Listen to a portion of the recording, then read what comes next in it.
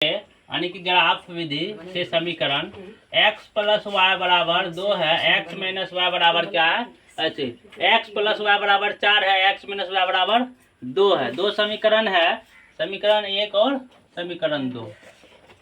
कल ग्राफ का क्लास चला था, जो बच्चा नहीं समझ पा रहा उसमें दूसरा नियम से है, वो वीडियो देख सकता है, और ये दोनों वीडियो देखेगा तो हो सकता है कि समझ सकेगा। तुम फिर भी नहीं समझ में आएगा तो कमेंट करेगा, तो फिर से वीडियो बनाएंगे।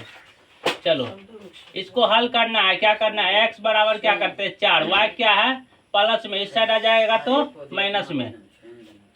इसमें भी वही करना है, x बराबर 2, y माइनस में है, इस बगल आएगा 2 के साइड तो प्लस में हो जाएगा, प्लस वाला हो जाएगा माइनस में, माइनस वाला हो जाएगा प्लस में।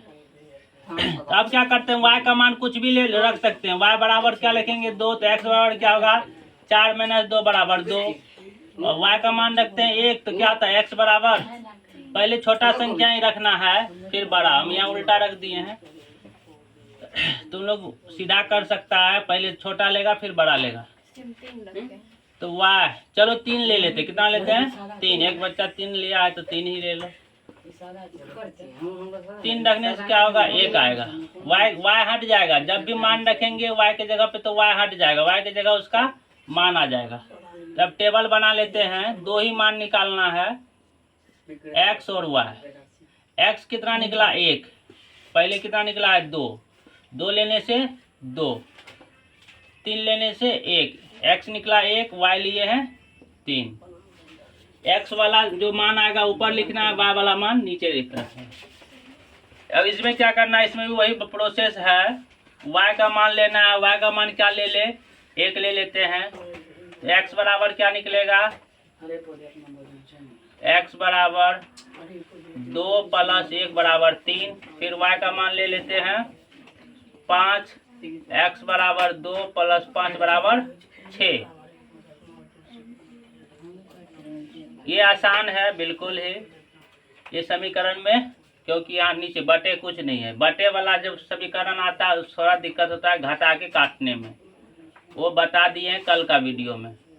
3 आया है, y 1 लिए हैं, 6 आया है और y 5 लिए। अब इसको क्या करेंगे, हम ग्राफ में खींचेंगे, ग्राफ में खींचना है।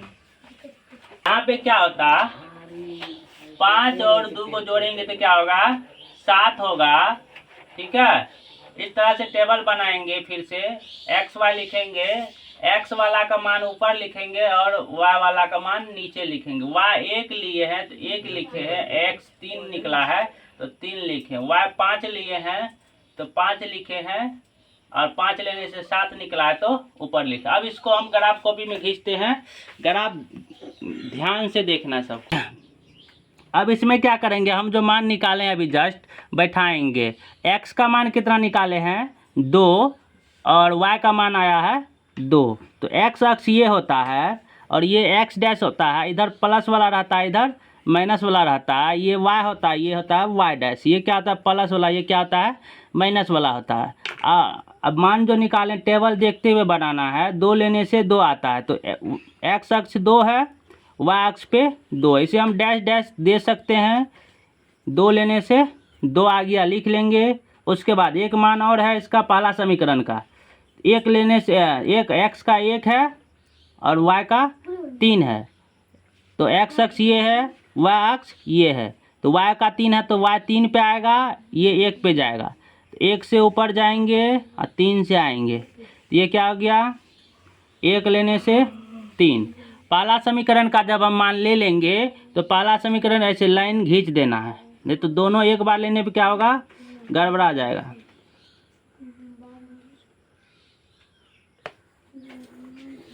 लाइन खींच दिए हैं, पहला समीकरण का हो गया। अब दूसरा समीकरण में देखेंगे, x 3 ले लिए निकला है, y 1, तो 3 लेंगे किस पे x वाले पे, y 1 वाला ये है, तो इधर से डैश डैश डैश डैश करके यहाँ पे आ जाएंगे। यहाँ पे आ रहा है, ये बिंदु पे आ रहा है।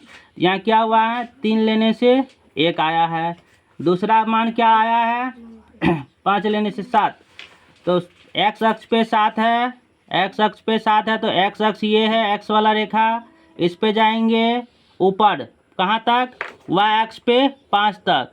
यहाँ से डैश डैश करेंगे और यहाँ तक आएंगे, ठीक है।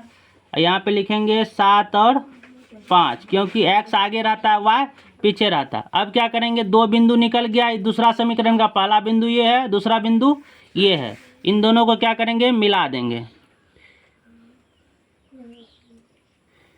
ये दोनों बिंदु को मिला देंगे। रेट का नोकी पतला रहना चाहिए। अब जो है ये रेखा है पहला समीकरण का।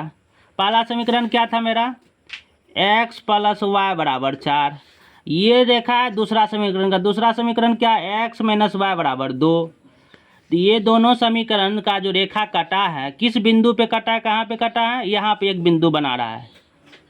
इस बिंदु को ही हम एक बार इधर से देखेंगे, एक बार इधर से देखेंगे। अगर y वाले रेखा की तरफ से देख रहे हैं तो y वाला रेखा की तरफ से क्या आ रहा है, 1 का किस पे कट रहा है, 1, यहाँ से सीधा 1। तो y का मान क्या हो जाएगा, 1। और ये नीचे देखेंगे तो किस पे आ रहा है, 3 पे। x का मान क्या आ जाएगा, 3। हमें जो x और y का मान प्राप्त हो रहा है, ये अगर ग्राफ विधि से इतना आ रहा है तो विलोपन से भी उतने आएगा, प्रतिस्थापन से भी उतने मान आएगा, और ब्रज से बनाएंगे तो x का मान इतने आएगा।